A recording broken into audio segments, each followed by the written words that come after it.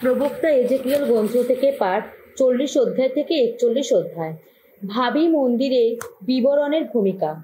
তখন আমাদের নির্বাসনের 25 বছর চলছে। সেই বছরের শুরুতে মাসের 10ম দিনে 14 বছর আগে মহানগরী পতন যেদিন ঘটেছিল, ঠিক সেই দিনই ভগবানের হাতের শক্তি আমার ওপর ভর করল। তিনি আমাকে সেখানে নিয়ে গেলেন। গোটা ব্যাপারটা ঘটেছিল ঈশ্বরের দেখানো দর্শনের মধ্যে। তিনি আমাকে নিয়ে গেলেন ইসরায়েল দেশে। আমাকে নামিয়ে রাখলেন সুউচ্চ একটি পর্বতের ওপর, যেখানে দক্ষিণ দিকে দেখা যাচ্ছিল যেন কোনো শহরের কিছু কিছু নির্মিতি। তিনি আমাকে সেখানে নিয়ে গেলেন। হঠাৎ সামনে দেখতে পেলাম একজন মানুষকে। বঞ্জেরি মতো উজ্জ্বল তার চেহারা। তার হাতে খোমের তৈরি জরিপ করার একটি দড়ি আর একটি মাপকাঠি। তিনি তরুণদারটির কাছে দাঁড়িয়েছিলেন। তিনি আমাকে বললেন, মানবপুত্র, ভালো করে চোখ চেয়ে দেখো, কান পেতে শোনো। আমি এবার তোমাকে যা কিছু দেখাবো তা মন দিয়ে লক্ষ্য করো। ওইসব দেখাতেই তো তোমাকে এখানে আনা হয়েছে। তুমি এখন যা কিছু দেখতে পাবে সবই ইসরায়েল বংশের মানুষদের জানিয়ে দিও। আমি দেখতে পেলাম মন্দির এলাকার চারপাশে রয়েছে একটি প্রাচীর। ওই মানুষটির হাতে যে মাপকাঠিটা ছিল তা ছিল 6 হাত লম্বা। অবশ্য হাতে বলতে এখানকার 1 হাত 4 আঙ্গুলই বোঝায়। তিনি এবার প্রাচীরটা মেপে নিলেন। দেখা গেল তা 1 কাঠি চওড়া আর 1 হাঁটি উঁচু। তারপর তিনি এগিয়ে গেলেন পূবমুখী তরুণদ্বারটির দিকে। সেখানকার ধাপগুলি বেয়ে উঠে তিনি তরুণটির প্রবেশপথে মেপে নিলেন। তার ভেতরের দিকটা 1 কাঠি লম্বা। প্রতিটি প্রহরী কুঠুরি ছিল 1 কাঠি লম্বা আর 1 কাঠি চওড়া। এক কুঠুরি থেকে আর এক কুঠুরি ব্যবধান ছিল 5 হাত। আরো ভেতরের তোরণদ্বারে যে প্রবেশপথ তোরণদ্বারের উপসালাটির মুখে ছিল, সেটির মাপ ছিল 1 কাঠি। সেই মানুষটি এবার তোরণদ্বারের উপসালাটির মেপে নিলেন। এপাশ থেকে ওপাশ 8 হাত। এখানে দ্বারস্তম্ভ দুটি 2 হাতে স্ক্রু। উপসালাটি ছিল তরুণদ্বারটির ভেতরের প্রান্তে। পূব দিকে এই তরুণ পথটির এধারে ওধারে ছিল 3টি করে প্রহরী কুঠুরি। সবকটি কুঠুরি একই মাপের ছিল। 2 ধারে কুঠিরগুলির গায়ে গাঁথা উপস্তম্ভগুলিও মাপে একই ছিল। এবার সেই মানুষটি তোরণের প্রবেশমুখটা মেপে নিলেন। চওড়ায় 10 হাত আর তোরণের যাতায়াতের পথটি চওড়ায় 13 হাত। পথের 2 ধারে প্রতিটি কুঠুরির সামনে ছিল 1 হাত উঁচু একটি করে গাঁথুনির বাঁধা। প্রতিটি কুঠুরির মাপ ছিল 6 হাত লম্বা আর 6 হাত চওড়া। এধারে কুঠুরিগুলির প্রবেশপথ ওধারে কুঠুরিগুলির প্রবেশপথের মুখোমুখি থাকায় সেই মানুষটি একটি কুঠুরির পেছনের দেওয়াল থেকে উল্টো দিকে কুঠুরির পেছনটির দেওয়ালটি পর্যন্ত মেপে নিলেন। ব্যবধান ছিল 25 হাত। তিনি উপসালাটিও মেপে নিলেন 20 হাত। প্রাঙ্গণটি তরুণদ্বারটিকে বেষ্টন করেছিল। প্রবেশদ্বারের গোড়া থেকে ভেতর প্রান্তরে উপসালাটির শেষ পর্যন্ত গোটা যাতায়াতের পথটি ছিল 50 হাত লম্বা। তোরণ পথটি 2 ধারে প্রতিটি প্রহরী কুঠুরির দেওয়ালগুলিতে এবং উপস্তম্ভগুলিতে সব কোথাও ছিল শিক দেওয়া জানলা। উপসালাটির ভেতরে তেমনি সব কোথাও কেউ রকম জানলা ছিল। উপসালাটির দ্বারস্তম্ভ দুটির গায়ে খোদাই করা ছিল খেজুর গাছের নকশা। সেই মানুষটি এবার আমাকে নিয়ে গেলেন বাইরের প্রাঙ্গণে। সেখানে আমি দেখতে পেলাম কয়েকটি ঘর আর গোটা প্রাঙ্গণটি ঘিরে একটি বাঁধানো চাতাল। সেই চাতালে 30টি ঘর রয়েছে। চাতালটি প্রতিটি তোরণদ্বারের 2 পাশের দেওয়াল পর্যন্ত গেছেন। তোরণদ্বারগুলি যত লম্বা চাতালটি ততই চওড়া। এটি হলো নিচের চাতাল। সেই মানুষটি এবার নিচের তোরণদ্বারটির মুখ থেকে ভেতরের প্রাঙ্গণটি তোরণদ্বারের মুখ পর্যন্ত মেপে নিলেন। ব্যবধান ছিল 100 হাত। এ তো গেল পূব দিকের কথা। এবার উত্তর দিকের কথা। সেই মানুষটির বাইরের প্রাঙ্গণটি উত্তরমুখী তোরণদ্বারটির দৈর্ঘ্য আর প্রস্থ মেপে নিলেন। তার কুঠিরগুলির পথের এধারে ওধারে 3টি করে যত স্তম্ভ উপস্তম্ভ এবং উপসালাটি এসব কিছুর মাপ প্রথম তোরণদ্বারটির ওই সব কিছুর মাপেরই সমান। তোরণদ্বারটির 50 হাত লম্বা আর 25 হাত চওড়া। তার জানলাগুলি, তার উপসালাটি আর খেজুর গাছগুলির নকশাটি এই সব কিছু মাপে পূবমুখী তোরণদ্বারটির ওই সব কিছুরই সমান। তোরণদ্বারে পৌঁছাতে 7টি ধাপে বেয়ে উঠতে হতো। উপসালাটি ছিল প্রবেশদ্বারে উল্টো দিকে। পূবের তোরণদ্বারটির বিপরীত দিকে যেমন উত্তরে তোরণদ্বারটির বিপরীত দিকেও তেমনি ভেতরে প্রাঙ্গণে যাবার একটি তোরণদ্বার ছিল। সেই মানুষটি এই 2 তোরণদ্বারের ব্যবধানে মেপে নিলেন 100 হাত। তারপর তিনি আমাকে সঙ্গে করে নিয়ে গেলেন দক্ষিণ দিকে। দেখতে পেলাম দক্ষিণ দিকেও একটি তোরণদ্বার আছে। তিনি একটি স্তম্ভ উপস্তম্ভগুলি ও উপসালাটির মেপে নিলেন। এই সব কিছু মাপে অন্য 2টি তোরণদ্বারের ওই সব কিছুরই সমান। এই তোরণদ্বারে ও তার উপসালার সব কোথাও অন্য 2টি তোরণদ্বারে জানলাগুলির মতোই জানলা ছিল। তোরণদ্বারটির 50 হাত লম্বা আর 25 হাত চওড়া ছিল। তোরণদ্বারের ওঠবার 7টি ধাপ ছিল। উপসালাটি ছিল প্রবেশদ্বারের উল্টো দিকে। এপাশে ওপাশে তার স্তম্ভ দুটির গায়ে খোদাই করা ছিল একটি করে খেজুর গাছের নকশা। দক্ষিণ দিকেও ভেতরের প্রাঙ্গণে যাবার একটি তোরণদ্বার ছিল। সেই মানুষটি এবার এই তোরণদ্বার থেকে দক্ষিণ দিকের বাইরের ওই তোরণদ্বার পর্যন্ত মেপে নিলেন। ব্যবধান ছিল 100 হাত। তিনি এবার আমাকে দক্ষিণে তোরণদ্বারটির দিকে নিয়ে গেলেন ভেতরের প্রাঙ্গণে। তিনি দক্ষিণে তোরণদ্বারটি মেপে নিলেন। এই তোরণদ্বার আর অন্য যত তোরণদ্বার সব দিক থেকে মাপে একই। এটির কুঠিরগুলি, স্তম্ভ, উপস্তম্ভগুলির ও উপশালাটির মাপে অন্য যত তোরণদ্বারের ওই সব কিছুরই সমান। এই তোরণদ্বারে ও তার উপশালার সব কোথাও জানলা ছিল। তোরণদ্বারটি 50 হাত লম্বা আর 25 হাত চওড়া ছিল। ভেতরের প্রাঙ্গণটি চারপাশে উপশালা ছিল, সেগুলি 25 হাত লম্বা আর 5 হাত চওড়া ছিল। এই তোরণদ্বারের উপশালাটি বাইরের প্রাঙ্গণের প্রান্তেই ছিল। এটির দ্বারস্তম্ভ দুটির গায়ে খোদাই করা ছিল খেজুর গাছের নকশা। একটি তোরণদ্বারে ওঠাবার 8টি ধাপ ছিল। সেই মানুষটি এবার আমাকে নিয়ে গেলেন ভেতরের প্রাঙ্গণটি পূব দিকে। তিনি সেখানকার তোরণদ্বারটি মেপে নিলেন। এই তোরণদ্বারে আর অন্য যত তোরণদ্বার সব দিক থেকে মাপি একই। এটির কুঠিরগুলি, স্তম্ভ, উপস্তম্ভগুলি ও উপশালাটির মাপে অন্য যত তোরণদ্বারের ওই সব কিছুটি সমান। এই তোরণদ্বারের ও তার উপশালা সব কোথাও জানলা ছিল। তোরণদ্বারটি 50 হাত লম্বা আর 25 হাত চওড়া ছিল। তার উপশালাটি বাইরের প্রাঙ্গণের প্রান্তেই ছিল। এপাশে ওপাশে দ্বারস্তম্ভ দুটি গায়ে খোদাই করা ছিল খেজুর গাছের নকশা। এই তোরণদ্বারে উঠবার 8টি ধাপ ছিল। এবার সেই মানুষটি আমাকে নিয়ে গেলেন উত্তরের তোরণদ্বারে। তিনি তো তা মেপে নিলেন। এই তোরণদ্বার আবার যত তোরণদ্বার সব দিক থেকে মাপে একই। এখানে সেখানে সবই ছিল। কুঠিরগুলি, স্তম্ভ, উপস্তম্ভগুলি, উপশালার আর সব কোথাও যত জানলা। তোরণদ্বারটি 50 হাত লম্বা আর 25 হাত চওড়া ছিল। তার উপশালাটি বাইরের প্রান্তেই ছিল। এপাশে ওপাশে দ্বারস্তম্ভ দুটি গায়ে খোদাই করা ছিল খেজুর গাছের নকশা। এই তোরণদ্বারে উঠবার 8টি ধাপ ছিল। এই তোরণদ্বারটির লাগাইয়া একটি ঘর ছিল, যার প্রবেশদ্বারটি ছিল উপশালায়। সেখানে পূর্ণাহুতির পশুগুলি ধুইয়ে নেওয়া হতো। তোরণদ্বারটির উপশালার এধারে ওধারে দুটি করে টেবিল পাতা ছিল। সেগুলির ওপরে জবাই করা হতো পূর্ণাহুতি, পাপের প্রায়শ্চিত্ত যোগ্য ও ক্ষতিপূরণ যোগ্যের যত পশু। বাইরে আবার উত্তরে তোরণদ্বারটির প্রবেশপথের দিকে উঠবার সময় চোখে পড়ত তোরণদ্বারটির উপশালার দুই পাশে দুটি করে টেবিল রাখা আছে। সুতরাং তোরণদ্বারটির এধারে ওধারে 4টি করে টেবিল ছিল, সব শুদ্ধ 8টি টেবিল, যেগুলির ওপর যত যজ্ঞের পশু জবাই করা কাজ চলত। তাছাড়াও পূর্ণাহুতির জন্য ব্যবহৃত আরো 4টি টেবিল ছিল, যেগুলি পাথর কেটে তৈরি করা হয়েছিল। সেগুলি ছিল 1.5 হাত লম্বা, 1.5 হাত চওড়া, 1 হাত উঁচু। পূর্ণাহুতি আর অন্যান্য যজ্ঞের পশু জবাই করবার জন্য যেসব যন্ত্রপাতির প্রয়োজন ছিল, সেসব রাখা হতো ওই 4টি টেবিলের ওপর। ভেতরের চারপাশে 4 আঙুল চওড়া খাঁজ কাটা ছিল। ওই টেবিলগুলির ওপরে রাখা হতো সেই সমস্ত মাংস যা উৎসর্গ করা হবে। ভেতরে তোরণদ্বারের বাইরে ভেতরের প্রাঙ্গণে ছিল দুটি ঘর, একটি উত্তরে তোরণদ্বারটির একপাশে, একটি দক্ষিণমুখী, আর একটি দক্ষিণে তোরণদ্বারটির একপাশে, এটি উত্তরমুখী। সেই মানুষটি আমাকে বললেন, ওই যে দক্ষিণমুখী ঘরটি রয়েছে, সেটি সেই যাজকদেরই ব্যবহারের জন্য নির্দিষ্ট ঘর, যাদের হাতে রয়েছে মন্দিরের সাধারণ কর্মভার। আর যে ঘরটি উত্তরমুখী, সেটি সেই যাজকদেরই ব্যবহারের জন্য নির্দিষ্ট ঘর, যাদের হাতে রয়েছে যজ্ঞবেদীর কর্মভার।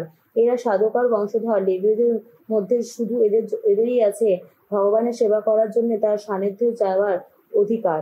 তিনি এবার প্রাঙ্গণটি মেপে নিলেন। তা 100 হাত লম্বা, 100 হাত চওড়া। প্রাঙ্গণটি বর্গাকার। যজ্ঞবেদীটি ছিল মন্দিরের সামনে। এরপর তিনি আমাকে নিয়ে গেলেন মন্দিরে প্রবেশ গৃহে। তিনি প্রবেশ গৃহে দ্বারস্তম্ভ দুটি মেপে নিলেন। এধারে 5 হাত আর ওধারে 5 হাত সরু। প্রবেশপথটি চওড়ায় 14 হাত আর দুপাশের প্রতিটি দেওয়াল 3 হাত। প্রবেশ গৃহটি 20 হাত লম্বা আর তার ভেতরের দিকটি 12 হাত। 10টি ধাপ উঠলে তবে প্রবেশ গৃহে আসা যায়। এধারে ওধারে দ্বারস্তম্ভ দুটির কাছে ছিল একটি করে স্বতন্ত্র স্তম্ভ। এবার সেই মানুষটি আমাকে নিয়ে গেলেন বৃহৎ গৃহটিতে। তিনি দ্বারস্তম্ভ দুটি মেপে নিলেন। এধারে 6 হাত আর ওধারে 6 হাত পুরু। এখানকার প্রবেশপথটি চওড়া 10 হাত আর দুপাশের প্রতিটি দেওয়ালে 5 হাত। তিনি এবার বৃহৎ গৃহটি মেপে নিলেন। তা 40 হাত লম্বা আর 20 হাত চওড়া। তারপর তিনি ভেতরের ঘরটিতে ঢুকলেন। তিনি প্রবেশপথে দ্বারস্তম্ভ দুটি মেপে নিলেন, প্রতিটি 2 হাত পুরু। প্রবেশপথটি চওড়া 6 হাত এবং তার এপাশে ওপাশে প্রতিটি দেওয়ালে 7 হাত। এবার তিনি ঘরটির দৈর্ঘ্য মেপে নিলেন 20 হাত। যেদিকে বৃহৎ গৃহটি, সেদিকে এই ঘরটির প্রস্থ ও 20 হাত। তিনি আমাকে বললেন, এই হলো পরম পুণ্য স্থানটি। এবার তিনি মন্দিরের দেওয়ালটি মেপে নিলেন। তা 6 হাত পুরু। মন্দিরকে বেষ্টন করে মন্দিরে লাগোয়া যে নির্মিত রয়েছে, তার প্রতিটি প্রকোষ্ঠ চওড়া 4 হাত। গোটা নির্মিত 3 তলা। প্রতিটি তলবায় 30টি করে প্রকোষ্ঠ। একটি প্রকোষ্ঠের ওপর আরেকটি প্রকোষ্ঠ, তার ওপর আরেকটি। মন্দিরের দেওয়ালটির বাইরের দিকে পাথর চারপাশে এমন ভাবে কাটা রয়েছে যাতে সেই নির্মিতির প্রকোষ্ঠগুলির খানিকটা অংশ দেওয়ালটির উপর ভর করে থাকতে পারেন। ফলে প্রকোষ্ঠগুলির কোনো অংশই মন্দিরের দেওয়ালটির ভিতরে গাঁথা নেই। একতলার চেয়ে দোতলার প্রকোষ্ঠগুলির আর দোতলার চেয়ে তিনতলার প্রকোষ্ঠগুলি চওড়ায় বড়। সব কোথাও নিচের তলার প্রকোষ্ঠগুলির চেয়ে ওপর তলার প্রকোষ্ঠগুলি মন্দিরের দেওয়ালটির আরো বেশি জায়গা খেয়ে নিয়েছে। ফলে গোটা নির্মিত প্রতিটি তলা প্রশস্ত স্তর রয়েছে। একটা সিঁড়ি নিচের তলা থেকে মাঝের তলা হয়ে ওপর তলায় উঠে গেছে। আমি দেখতে পেলাম মন্দিরটি ঘিরে আছে আর একটি উঁচু দাওয়া। এটি মন্দিরের লাগায়া প্রকোষ্ঠগুলির ভিত। এটি পুরো এক কাঠি, অর্থাৎ 6 হাত উঁচু। মন্দিরের লাগায়া নির্মিত বাদে বাইরের দেওয়ালটি 5 হাত পুরু। মন্দিরের লাগায়া প্রকোষ্ঠগুলি নির্মিত আর বিপরীত দিকের ঘরগুলির মধ্যে 20 হাত চওড়া। একটি খোলা জায়গা মন্দিরটিকে বেষ্টন করে রয়েছে। মন্দিরের লাগায়া নির্মিত থেকে সেই খোলা জায়গায় আসবার 2টি প্রবেশপথ রয়েছে, একটি উত্তর দিকে আর একটি দক্ষিণ দিকে। খোলা জায়গাটির লাগায়া ওই দাওয়াটির সব কোথাও 5 হাত চওড়া।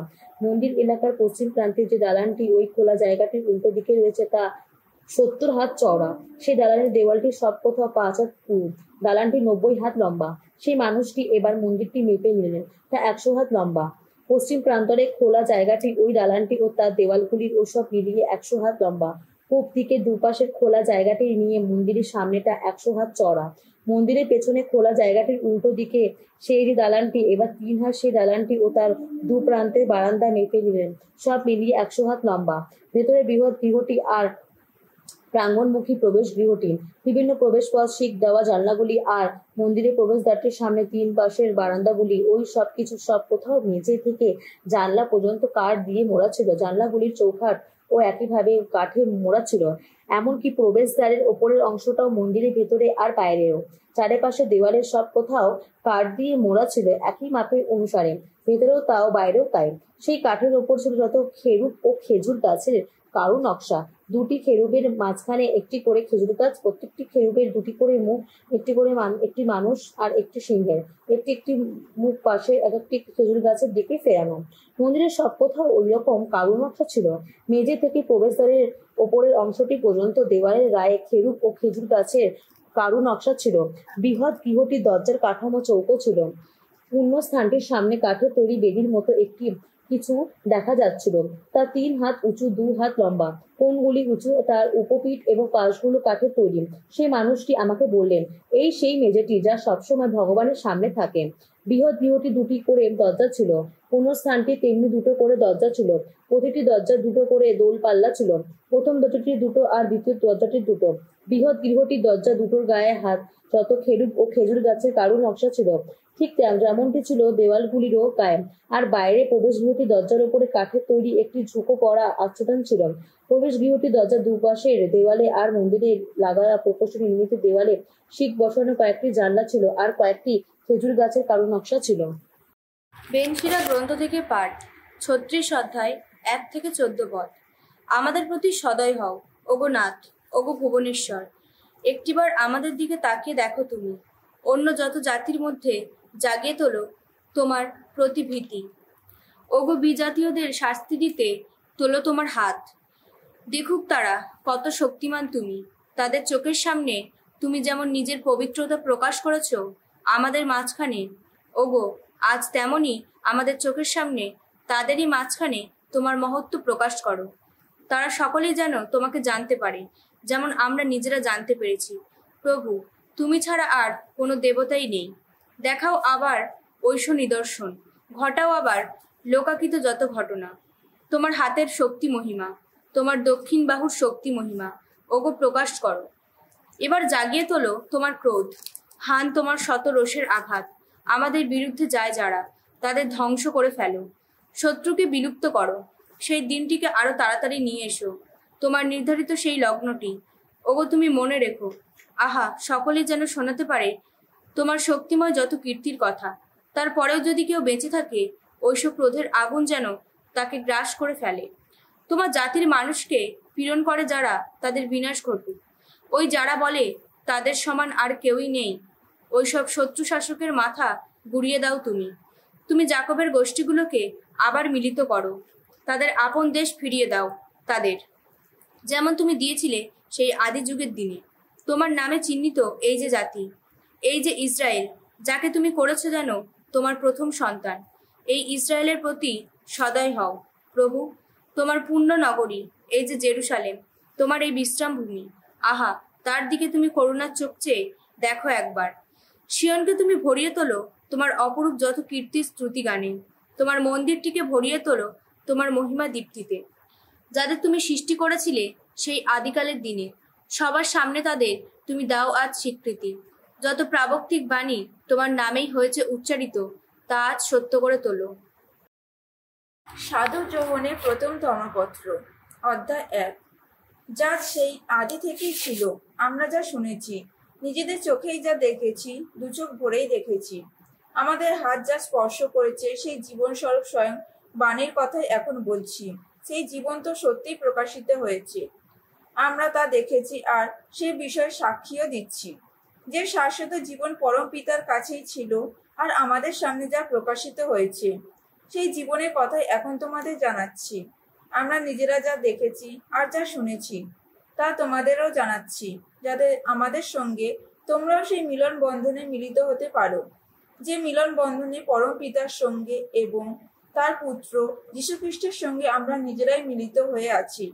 আমাদের সকলেরই আনন্দ যাতে পরিপূর্ণ হয়ে ওঠে, সেই জন্য এইসব কথা লিখলাম। যে বার্তা আমরা যীশুখ্রিস্টের কাছ থেকে শুনেছি আর এখন তোমাদের কাছে ঘোষণা করছি, তা হলো এই যে পরমেশ্বর আলোক স্বরূপ, তার মধ্যে কোনো অন্ধকারই নেই। আমরা যদি বলি যে তার সঙ্গে আমরা এক মিলন বন্ধনে মিলিত হয়ে আছি, অথচ আমরা যদি তবু অন্ধকারের পথ দিয়েই চলি, তাহলে আমরা তো মিথ্যে কথাই বলি, আমরা তো সত্য আদর্শ পালন করি না। কিন্তু তিনি নিজেই যেমন আলোকের মধ্যে রয়েছেন, আমরা যদি আলোকের মধ্যে দিয়েই চলি, তাহলে আমরা পরমেশ্বরের সঙ্গে এক মিলন বন্ধনে মিলিত হয়েই আছি এবং তার পুত্র যিশুর রক্ত আমাদের সমস্ত পাপ মুছিয়ে আমাদের শুচিশুদ্ধ করে তুলেছে। আবার আমরা যদি বলি আমাদের মধ্যে কোনো পাপ নেই, তাহলে আমরা তো নিজেদের সঙ্গে প্রতারণা করেছি, আমাদের অন্তরের সত্যে কোনো স্থানই নেই। কিন্তু আমরা যদি আমাদের পাপ স্বীকার করি, তাহলে পরমেশ্বর, যিনি বিশ্বস্ত ধর্মময়, তিনি নিশ্চয়ই আমাদের পাপ ক্ষমা করবেন, সমস্ত অধর্ম থেকে মুক্ত করে আমাদের শুচিশুদ্ধ করে তুলবেন। আমরা যদি বলি আমরা কোনো পাপ করিনি, তাহলে তাকে তো আমরা মিথ্যাবাদী বানিয়ে তুলি এবং তার বাণীও আমাদের অন্তরে স্থান পায় না।